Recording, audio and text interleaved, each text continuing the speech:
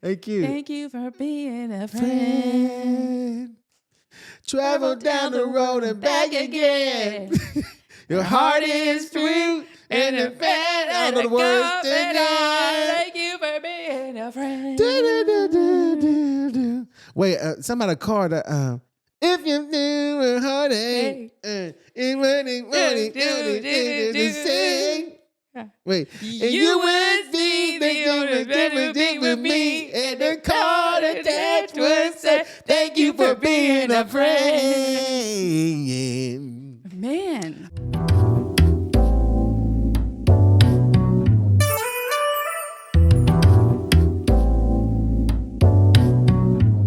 Hello, my friends, and welcome to a Conversation with Matthew. I'm Matthew Sanchez, and I am so glad. I'm so glad I can shout. I'm so glad that you chose this particular time out of your day to spend with me. Listen, my intention with every single episode that you hear on this podcast is always to plant a seed of inspiration in the hopes that it grows into your transformation. I'm all about self-development, and I'm all about encouraging people. So if you like what you've heard and you like the movement, share it. Because like Dr. Maya Angelou says, when you learn, you teach. When you get, you give. Thank you so much. Brought to you by MSW Productions. What a beautiful home. It looks small on the outside, but it's so big on the inside. Because we have a lot of people. Let's be real. I feel like everybody. People. Well, not 5 people, 5 children. 5 children. 5 children. So really 7. 7. The holy number. Jesus. Isn't it? Yeah. It is. Okay. Yeah, I mean, I always say, I love even numbers except, 5 and 7 because 5, I feel like I was told that the number means grace. Yeah. Yeah. And then 7, I just attribute to like Jesus. Right, there's 7 days in a week. And that's what I got.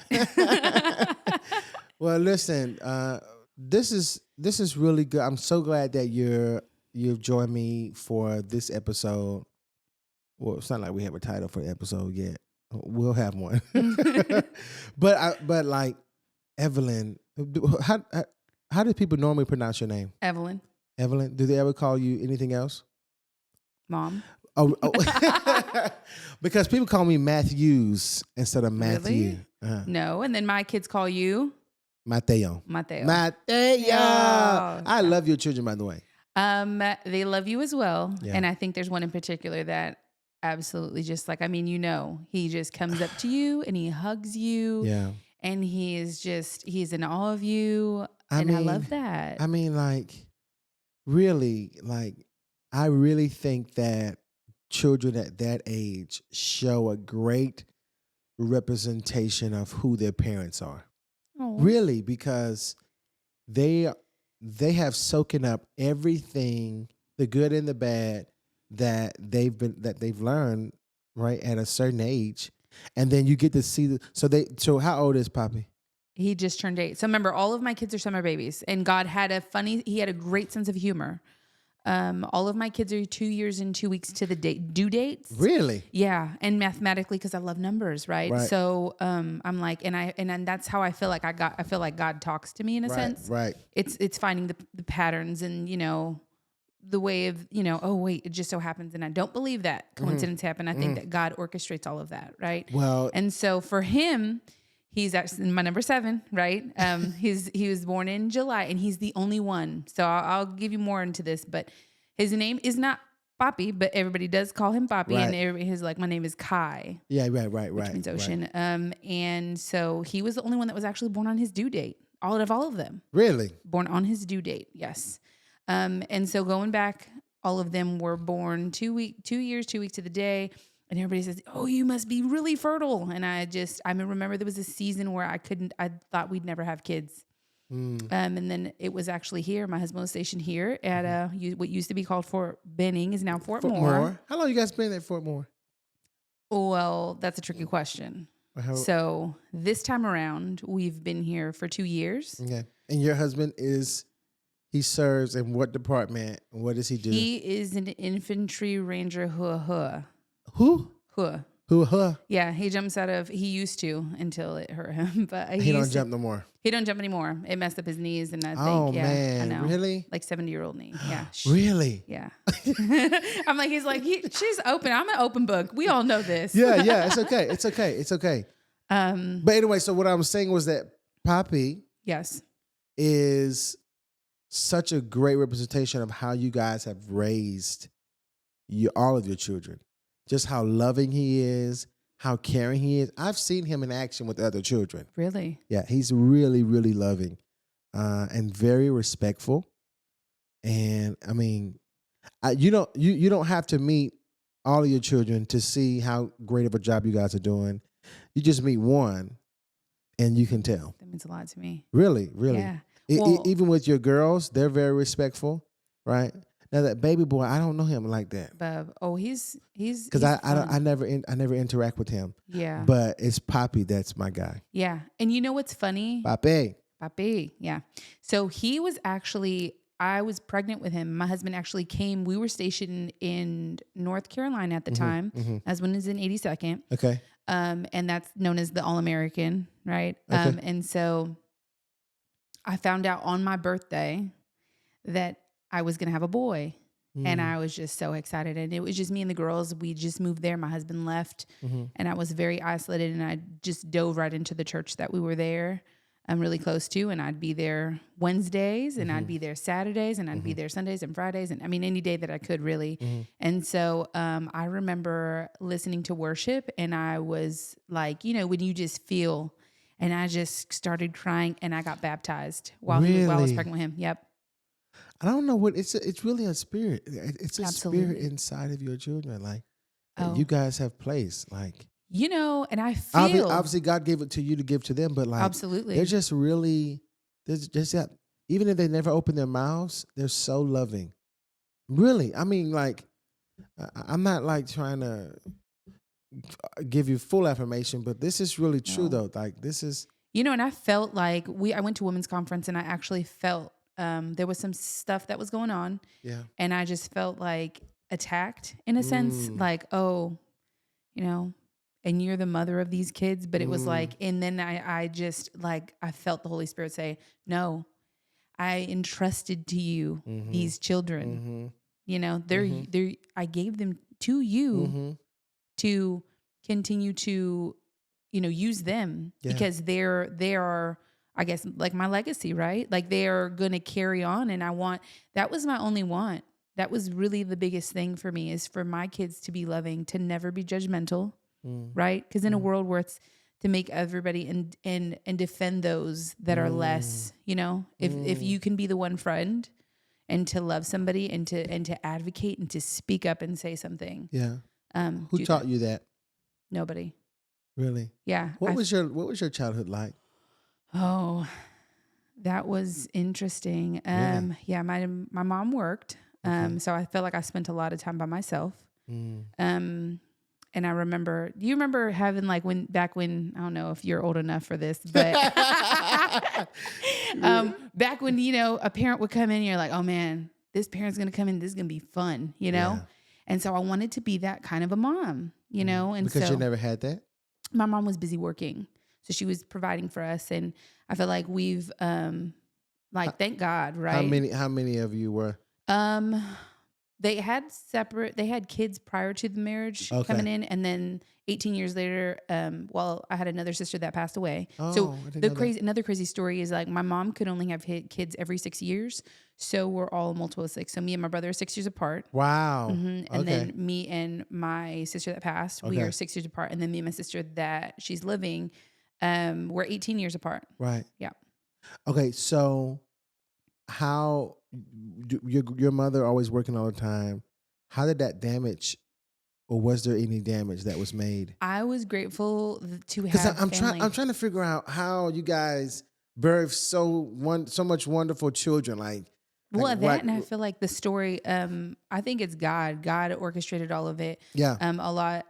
my godfather, my Nino. Okay, Nino. My Nino, he was always there. You know, he would go and participate at the events for me. Yeah. And then his wife at the time, her birthday was the day before mine, and she, like, I seen her do makeup, and I knew her like a best friend almost, you know. Yeah. And she grew up in a very traumatic, you know, have a lot of things, and so I went through a traumatic experience myself in March, and I'm not sure if you knew about that, where I No, was I attacked did by a not. special needs adult. Yep. No, And it I shook did me not to my know core. that. Yes, and it shook me to my core. This year? Oh yeah, Okay, March I didn't know- 1st. I didn't know that. Here at a very well-known store. Wow. And so I couldn't leave. I was trembling. I didn't want to leave my safe place, right? The military installation. Oh, right. Because it felt like I was just protected. Yeah. And so I would go to church and I'd hide under the stairs. And we all know that's not who I am.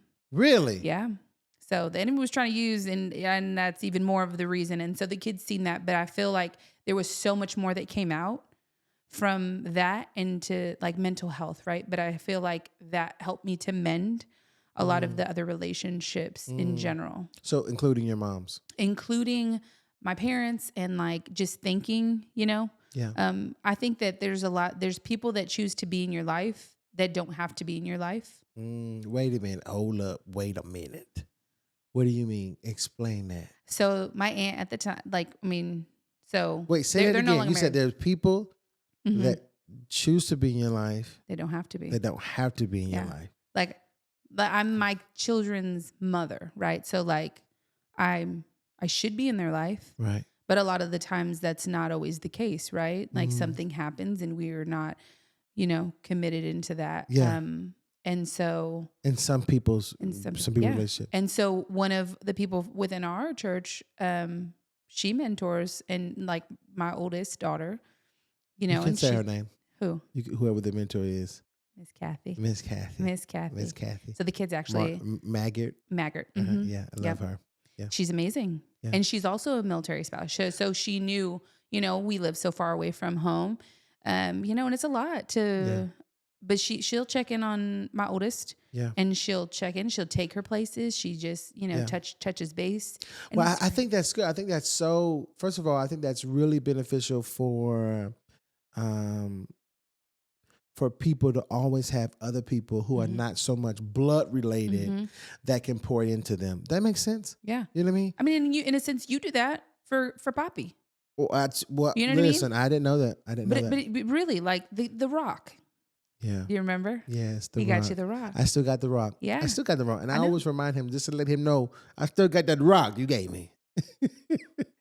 Yeah. No, I think that's really good. I think that can help somebody right there. Like the fact that you're our mom, but there's another person who wants to mother your oldest daughter, and that doesn't mean that you're a bad mom. I think it's actually a benefit because she can teach her things being much older, being much wiser, that you probably couldn't teach her, but you probably have missed. You know what I mean? That makes sense. Well, and so she kept saying, I want somebody that's like lively. I want it, you know, and she wants different things. So if there's nothing that it's just another person, you know, it's like I've gotten emotional, and I told Kathy, you know, I thank you so much for taking the time to spend, you know, because you don't have to, but you make time to do this. Yeah. And I think that that's really important to remember, that not everybody has to, you know, pick up the phone to call.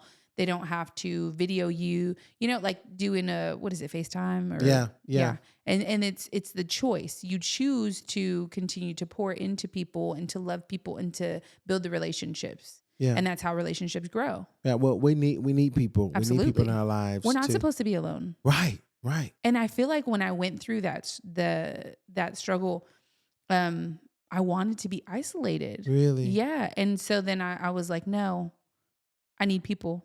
And thank Mother Karen. Mother Karen. Karen. Yes, love her. I love Mother Karen. I don't think anybody that meets her doesn't. Yeah. She just has this genuine love. Yeah, and she does. The hugs Yeah. I mean. and patience. Oh, absolutely. She And truly. she's so soft spoken. That's what I Yep. love about her. Yeah, she's so Yes. soft-spoken. So she was that support for you in that time. Yes. Mm. And so that's who I turned to. And she pointed me back to other godly resources. Yeah. And that was amazing. Why do you think a lot of mothers, but women in general, struggle with reaching out for help? I think there's a stigma with health, like mental health, right? So if you say that you need help, you're weak. But I don't think that's true. I think it takes so much more to actually say I need help. Yeah. And I feel that I feel like that has opened the just understanding that depression is real and it's okay to admit that, Right. and to look back at it and say, okay, but what am I?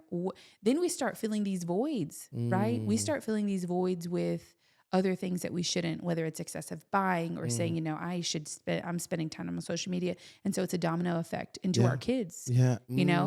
so it's and you want to break the cycle. Yeah. Right. Yeah. And it's so much easier to find these addictions. Right. So it's, social media, it could be medicine. It could be, fitness. It could be working. It could be all of these things that you're doing for yourself, but we're not called to live for ourselves. And I never forget something that you told me. Really? I said to you? Yes, Okay, you tell were me. so wise. Tell me what. I forgot. No, on the spot. You told me that it's not about you. Oh, yes. Remember? Yes, We had I to do talk. remember Yeah. that. Mm-hmm. And so you said it's not about you. Yeah. And so I think about that with my kids. Mm. It's not about me. It's about them. Yeah. How am I going to continue to pour into them? And so sometimes I feel like the enemy tries to stop us because we're doing so well. And we have to really keep in mind of that. Yeah.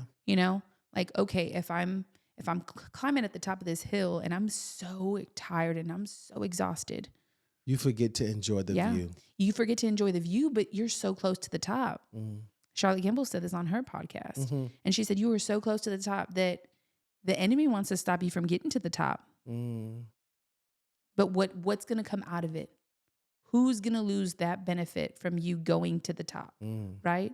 So if I'm pouring into my kids, and I've used this example of a wildfire, right? Yeah. All of my children are a flicker or a flame, and I need to provide enough breath or pneuma. What's pneuma mean? Breathe. It's a fresh fresh wind, Is that in the fresh Bible or breathing. something? Yes. Oh, okay. I want to say it's Greek. Oh, I didn't know that. Okay, Something like so you the pneuma, right? Because so if you like, I'm a visual person, so if I'm saying that, and when you're trying to start a fire, you need just enough of the flicker flame and the air, the pneuma, right? That's good. To flow it through. That's so good. if I do this and I see this as within my kids and say, if I'm going to do something great in the world, it's going to be within my children. So for you to tell me that, it makes me one happy, but it just reaffirms that like I'm doing what God's called me to do. Yeah. And I feel like I got that as a child, actually. Okay. So I toured around with schools, right? I was in elementary and I lived in Southern California at the time. And so I went to UC San Bernardino. And we're supposed to like go to college. And I was like, I don't want to go to college. I want to be a mom. I want to be a soccer mom. And I want to have all these kids in different locations. And I want them to share birthdays. And I didn't realize it until after I think my husband got saved. And I wanted to be married to a godly man. And I said, who says that as a child? Yeah. Who says that? Yeah, absolutely. But I feel like God had already placed that on my heart. And to now look back and say, oh my gosh, God, you did this. Yeah. This isn't me. This is you. Yeah. And so we're supposed to do that. We're supposed to live to his, to what he's called us to do and to fulfill the purposes that he has on our life. Yeah, absolutely. Absolutely. Do you sometimes feel like how do you come back to a place of peace when things are hectic and you feel like you're failing as a mother? How do you go back? How do you come back from a place of that? That makes sense? Yeah, I feel like I've done that so much, and now I actually just praying more. I think that too much of the time it's oh my gosh, and I think remembering to have the mindset of I get to, not I have to. I think when you change your mindset, right, your mind will either allow you, right, at the worst times possible, to be more hopeful, right, or to just be like, oh, this is the way it is. Right. My life is terrible, and it's not. Right. I think it may look terrible now. Yeah, it's momentary. But I think the best things come out of moments where we think we're not going to make it. Yeah. Like the best. I think God teaches us the level of endurance, how to have endurance. The best teacher you will ever have, I think, is failure. Mm-hmm. Because if you succeed all the time, then you're probably not getting better. Correct. You're probably just doing a pattern that Yeah. that continues to work for you. When you fall down, But that's when it hurts. When you fail, you'll never Yeah. you'll never go back to that place because it'll hurt. You know what I'm saying? And I think it's so you'll learn important new to ways. encourage. Right, absolutely. To encourage to just like, oh, it's okay, but get back up. Right. So you'll learn new ways and the failure to do things differently so that you won't go back to where you came from. Exactly. You know what I mean? Yeah. I think that's so important for women. I really do. Yes. Like understanding that, yeah, you fail. Maybe you are failing as a mother, right? Or maybe you feel like you're failing as a mother. But if you get in some community, you're really not. Yeah. Well, and I think it's important to also remember like a couple other things. Your kids will not always make the best choices, right? But it's also important, like if they know how to act in public. Yeah. Because the kids that you see, I don't see them all the time, but that means that they know what they're doing, right? But they're really good though. Yeah. Yeah. And they're not always going to be like perfect because we're not. We're not Yeah. all. I mean, we're all so far from it. Yeah. And to just continue to remind ourselves that it's going to be. That's going to be okay. It's going to be okay Yeah. with community. Oh no, this was the other part. Okay, I got good. it. Okay? Tell me. So it is that we have to realize what hurts us, right? If we were the child, what has hurt us the most so that we stop that pattern with our kids. So if I didn't want to be by myself growing up, I wanted more siblings. Is that why you work from home now? Yeah. Well, it gives me the flexibility to do other things. So I also co-lead and I attend small groups and stuff. So I'm like for Church of the Highlands. We all go to Church of the yes. Highlands. Yeah. Oh, yes. People don't know that. No. And so So back what you said you identified what hurted you as a child. So now you're going to make sure that it doesn't hurt. You don't implement that in your relationship with your children today. Correct. Okay. Yeah. That's important. Yeah. And then realizing that each one of them have a special need. Right. So parenting each one of our kids differently. So if one of them needs quality time, we need to, make sure that we're feeding into that. And the changes that happen within, our schedules or anything like that, we need to be mindful of our children before anything else. Yeah. And before we're just so exhausted. How important, because you have 5 children. Yes. 5 children. How important is me time for you, or is it maybe do you not need it all the time? Oh, I need it. Really? I need me time. I think everybody does. Express how important it is to a new mother who this is her first child. Express to her how important me time is. I feel like it's scary for first time moms because you are so used to carrying that child with you and then being with you. So then, when they're gone, it's like, oh no, and I almost feel like moms have this stigma, at least maybe even in the military. I'm not sure. Maybe it's all around. Yeah. But it's that they're my children. They're my they're my task. This is my job, right? A task. That sounds kind of controlling. Yeah. Exactly. And so I actually also told my husband this. I said, if you're doing, if I have to do these things, then it doesn't mean that I get to do the things or that I enjoy doing them because it's just a task. So I want to be able to enjoy it. So it's important for you to have the you time because then you can miss, right? And they both kind of need that. So you need to be able to miss. So you need to be able to miss. Go ahead, finish. I don't want to cut you off. So you can be able to miss, all of the things that you get to do as a mother. Right. So tell me how do you navigate 5 children and a husband? How do you navigate that? Jesus. Really? Yeah. Is it hard? I think it is, but I think that God created me to do it. I mean, our 5th baby, he was not planned. And so if we have a 6th one, he or she is definitely not planned, but he has bigger plans for us. Well, I think the big thing here is that God created you to do it. Absolutely. That's the thing that kicks out to me is that God created you to do it, which means you have every capability of doing it. That makes sense? Yeah, absolutely. Yeah. Okay, so this is great. This is great. Don't you have some questions? You said you had some questions? I did. Okay. What's the first word that what comes to you, right? First word when you think when I say legacy. Legacy, what comes to me when I think of legacy is Oh man, let's think. Mm-hmm.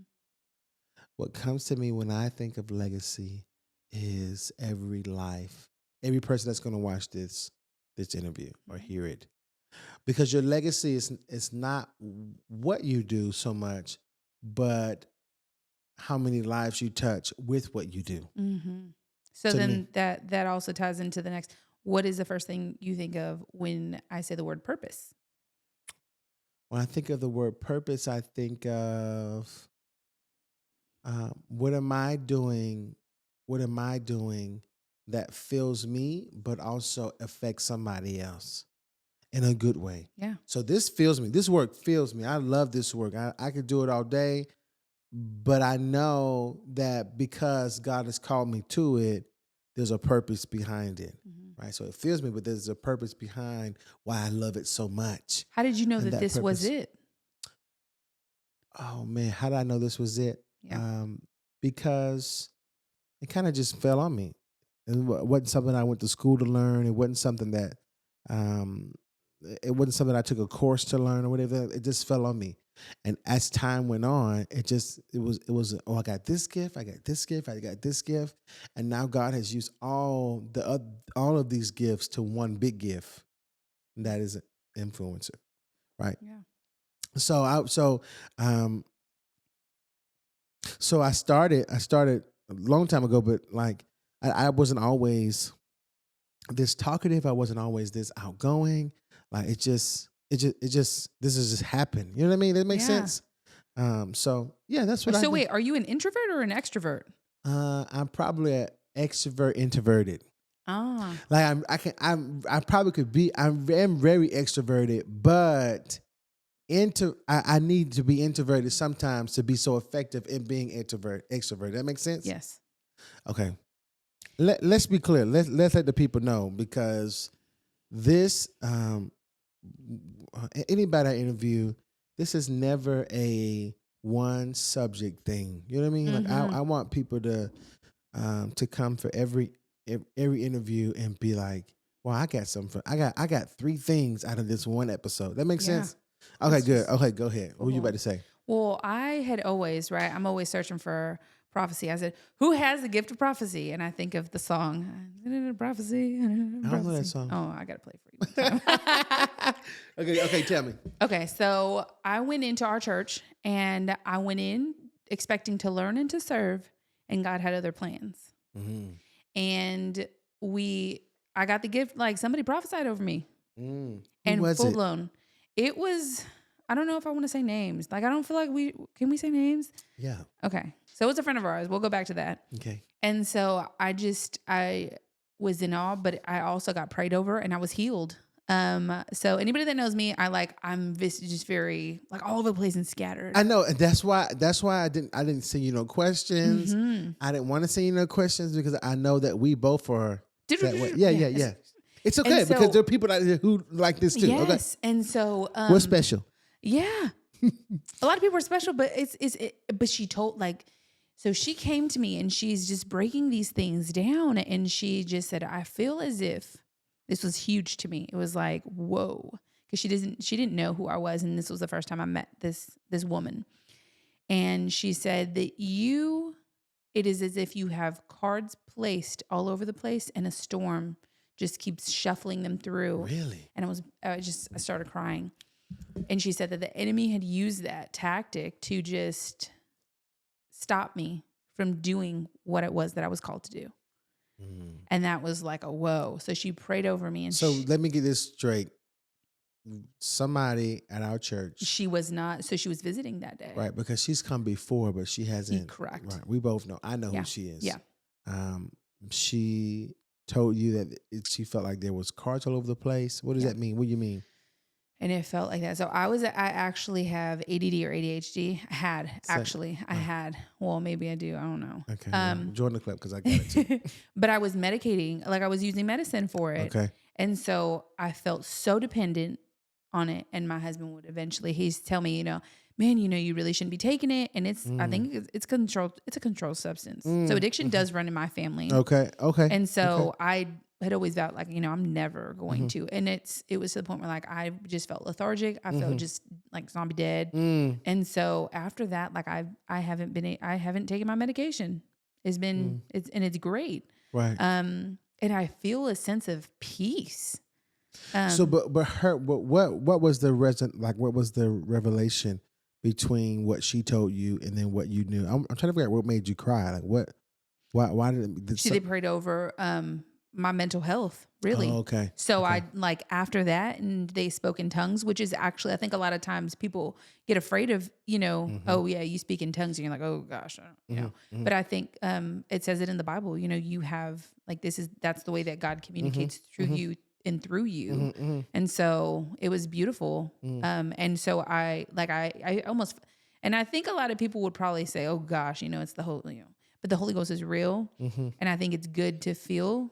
But I felt as if it left me, and I haven't had to take my medication, and I was really dependent on that. So when she prophesied that, she prophesied over, they prophesied over me and my husband, and they said that we were holding hands running on a bridge, as children. And so she knew that she had to interpret for me, like, in detail and depth. Okay. And so for that, she said that my husband was an apostle. And the childlikeness was childlike faith.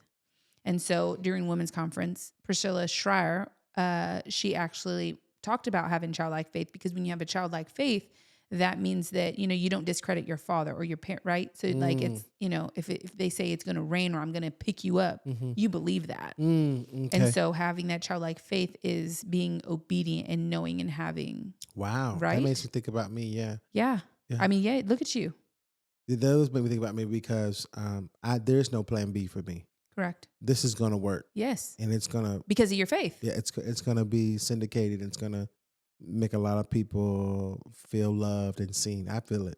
So anytime that you feel anything other than, you need to reflect back into what, you know what I mean? Yeah, and that's so good. It is. And I'm just thinking about somebody right now who's listening, who has a dream, has something they want to do, but because they don't think it's going to work, they just stop. Right. Or maybe wants to be a mother, right? Right. Because they think it's going to work, they just stop doing it. Listen, can you imagine being on your deathbed and there are ghosts around you, and all of these ghosts are different personalities, but not different personalities, but they all have different gifts that God placed inside of you around your bed, and they're angry with you because you never used them. You know what? That makes me go back to what you told my daughter when she was going through the growth track. What did I tell her? That if she doesn't use her gifts, she's not going to be blessing somebody else. Somebody's going to miss the blessing. Yeah. Yeah. And I think too many times the enemy uses that, Absolutely. because it's advancing the kingdom for Absolutely. sure. Because let me tell you, I don't want to die on this earth and not do what God sent me here to do. Yeah. I'm going to do everything, right? Even if I don't have the money, even if I don't have the community, even if I don't have the equipment, even if I don't have not just community, but support system, right? Even if I don't have what I need to do it, I'm going to do it what I have and do it anyway, because I know in the midst of me being obedient, God's going to bless it. You know what I mean? God's going to bless it no matter what I do. Exactly what's going to happen. God's. So if you chase the obedience, God will provide opportunities and people to help you continue what you're doing. I call it, I speak it in, he's going to make doors out of a concrete wall, right? Wait. Okay, He's going to make a door. Describe it to me. I'm like, because if you cannot just make a door out of concrete, you know what I mean?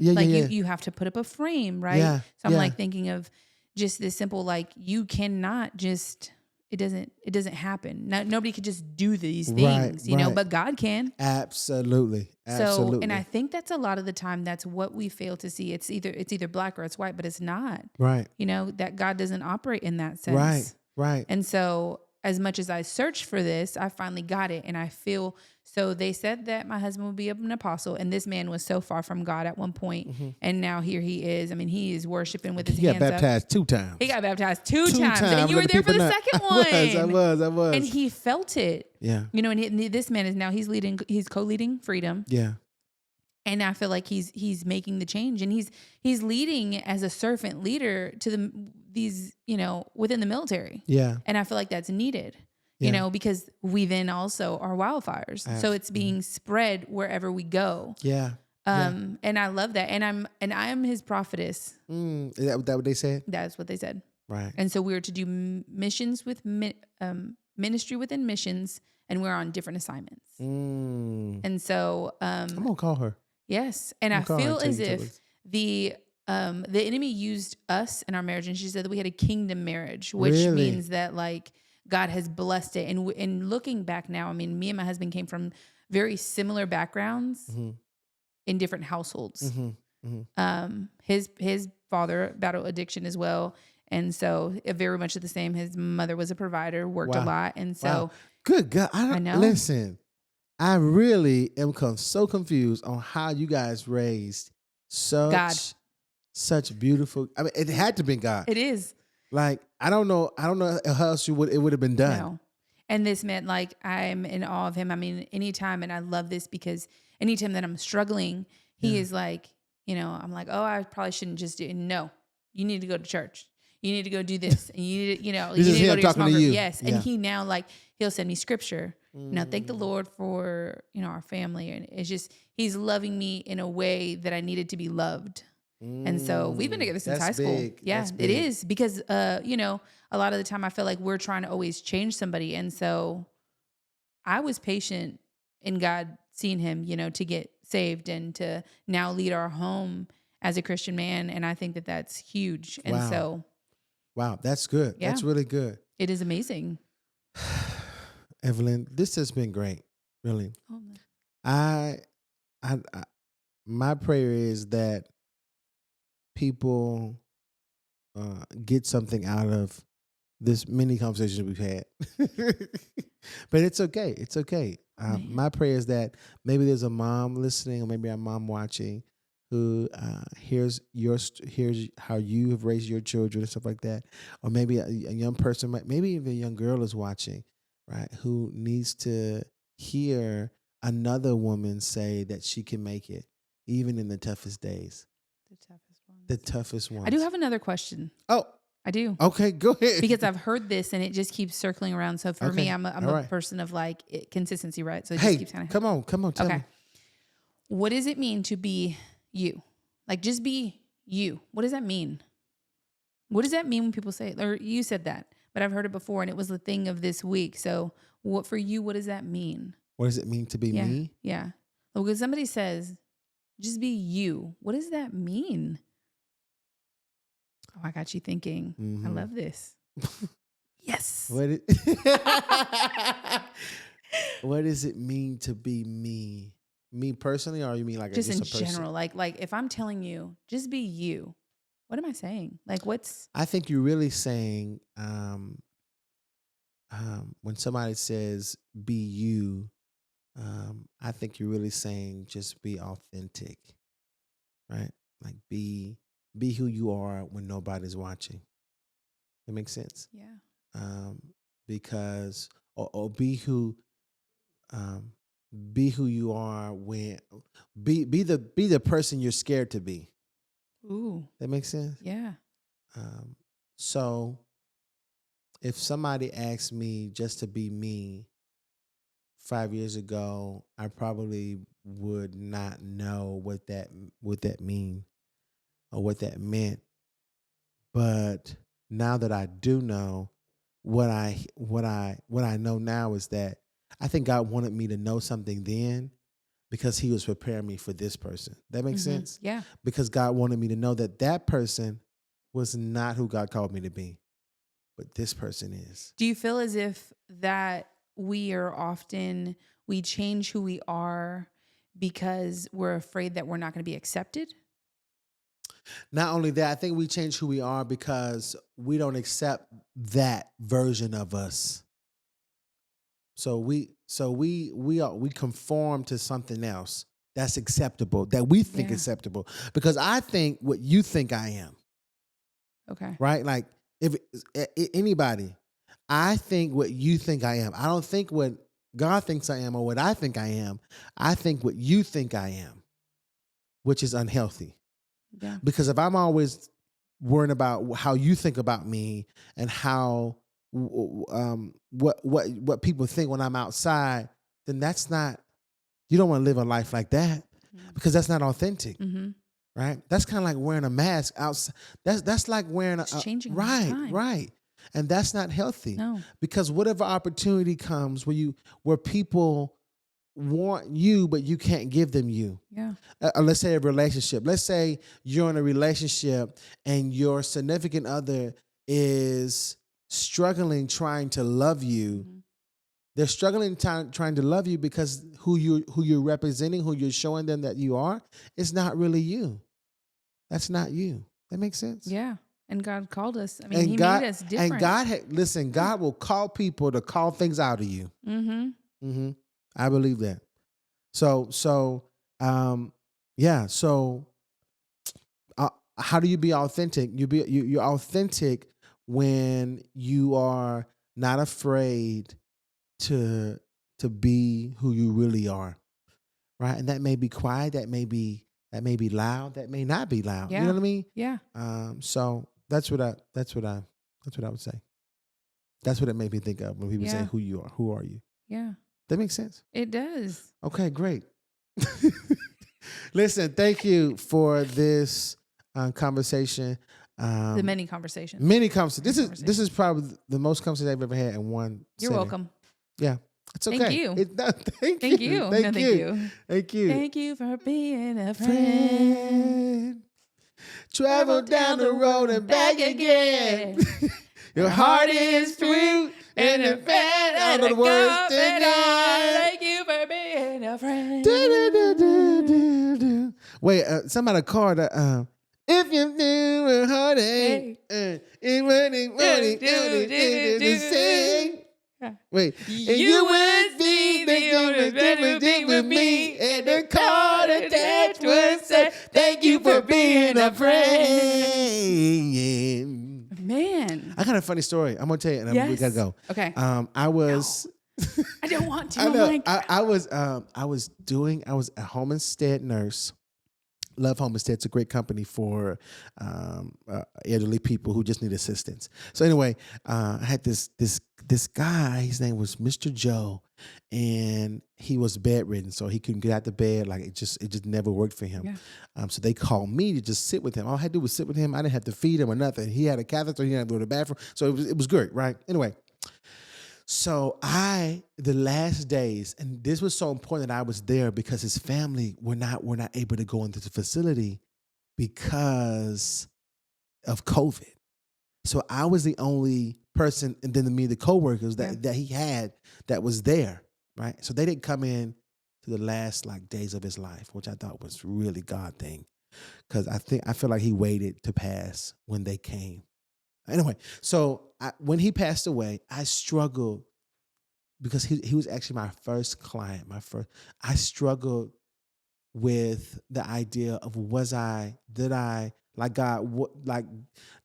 make some kind of impact in his life? Did I show him your love, God, in his last days, right? Did I love him, and did he know that I loved him, right?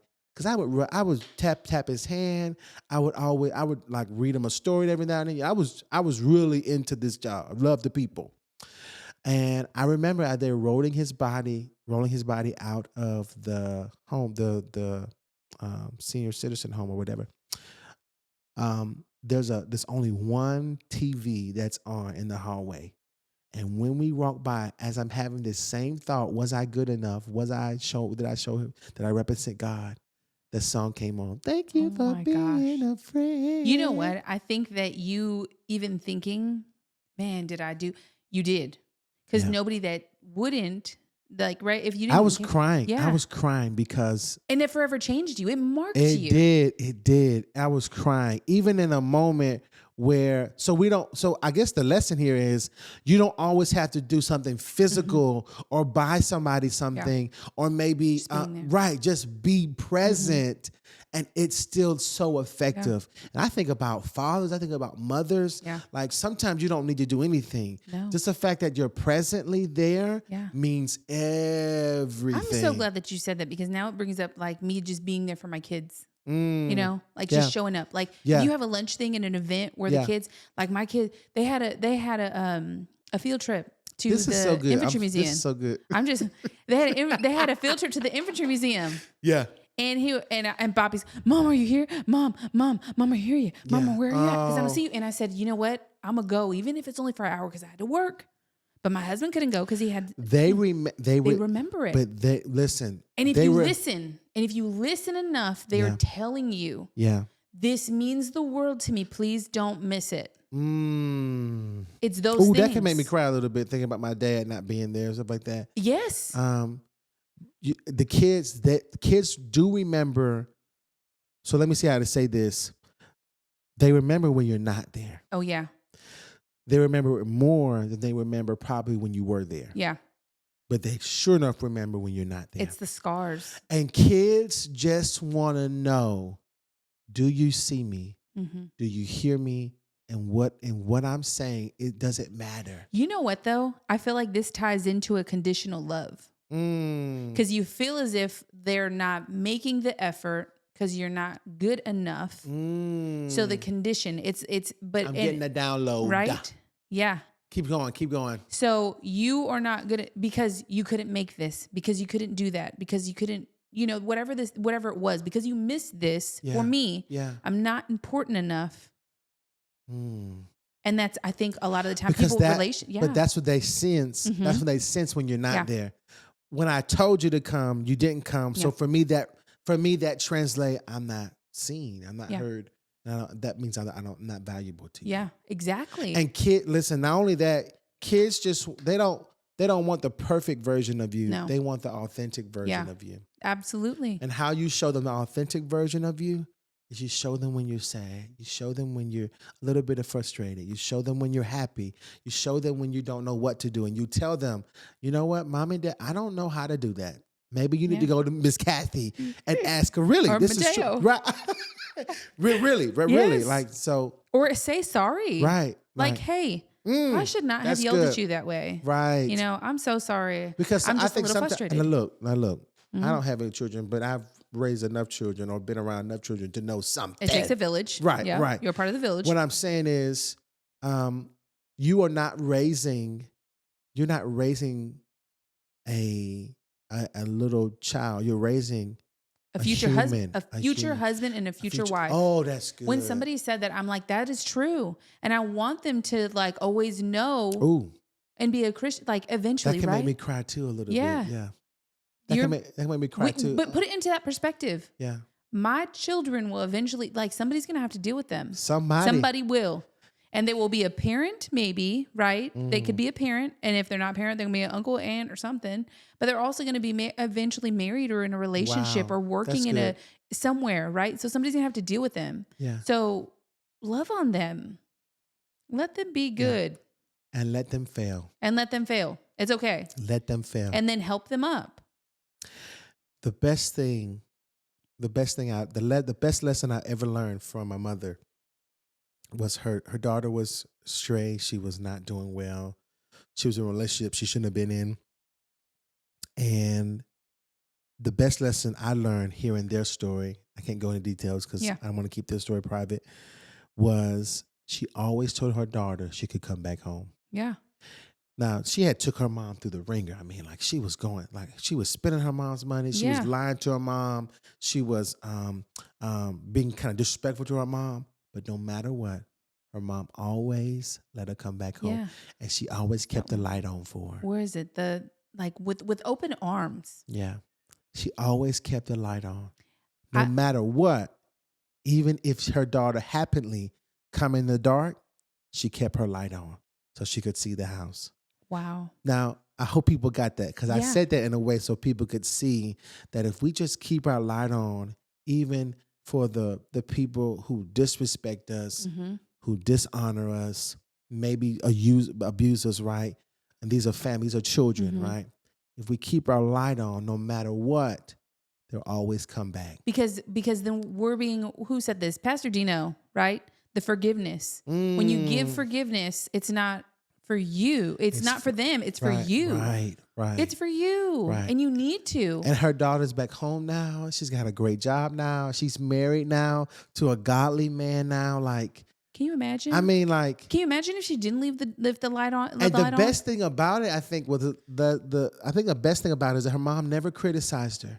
She never said, "Well, I told you so." Yeah. Or she never said, "Well, you shouldn't have done that." Right. What she did was, "All right, baby, I'll pray for you." Right. What do you need? I'll give it to you. Right. So keep your light on. That's all I'm saying. Keep your light on. I love that. You gotta get that on a hat or a shirt. Keep your light on. Because you're not supposed and that's to not just with children. Light. That's with anybody too. That's with anybody. That's what let's say you're in a relationship, not a relationship, let's say you're in a friendship and your friend is acting kind of crazy. Shady. And you want to pop them in the mouth like they're acting kind of crazy, right? The best thing you can do is not just be so jumped to give them advice, but to keep your light on. How many times do we listen? Right. I heard. You listened. You were listening. I'm telling you, this conversation is everywhere, but the people need to take notes because I know it's everywhere. But Get your notebook out. I heard a monk one time. It was on a video. I heard a monk, and he said the best thing you can do for somebody who's going through the fire, is to not put them out, but to be there to listen. So by you listening, you give them the ability to empty their heart. So that they can be filled with something. Exactly. Not only that, so that they don't fill it with something else, which is sex, drugs, right? Things that don't honor them. No. But if you just sit there and listen and allow them to empty their heart, I promise you, they'll get burned, but they won't go back to it. Well, and that also, because it's huge for them to even want to share something. Right. So heavy. Well, people are not used to sharing. No. People are raising families where they say sharing is not good. What stays in this house stays in this house. It's gonna be nice. Right. You don't tell nobody what we got going on in this house. Make it look pretty. Right. Where as children, they receive that as, oh, I can't say anything because if I say something, somebody will know that I'm not perfect, or somebody will know that I'm not who I say I am, or who I portray to be. Then they're not authentic. Exactly. They can't be them. Living a life like that will get you nowhere but in the dark. Yeah. Right. Yeah. Right. So then you got me talking now. Jesus. So then Jesus, take the wheel. So then you're trying to you're telling us to go. Okay, listen. You're trying to fill a void where things are not good for you. Okay, we gotta go. Okay, listen, we gotta go. This has been great. I know. It's amazing. Listen, I'm honored. Thank you, God. Thank you so much you, for allowing this conversation. I really, we gotta do it again. Somebody has to be blessed by this. I know it. We gotta do it again. Yep. Thank you. Thank you. Wow. My friend, how do you feel? Like, tell me, because I want to know how you felt in this conversation. Write in the comments. Tell me how you felt. My intention on bringing every episode to you is that not only it inspires you, but you learn something. Like Maya Angelou said, who I love so much. She says, when you get, you give. When you learn, you teach. So if you learn something, do me a huge favor, my friend, and share it to somebody that you know needs to hear it.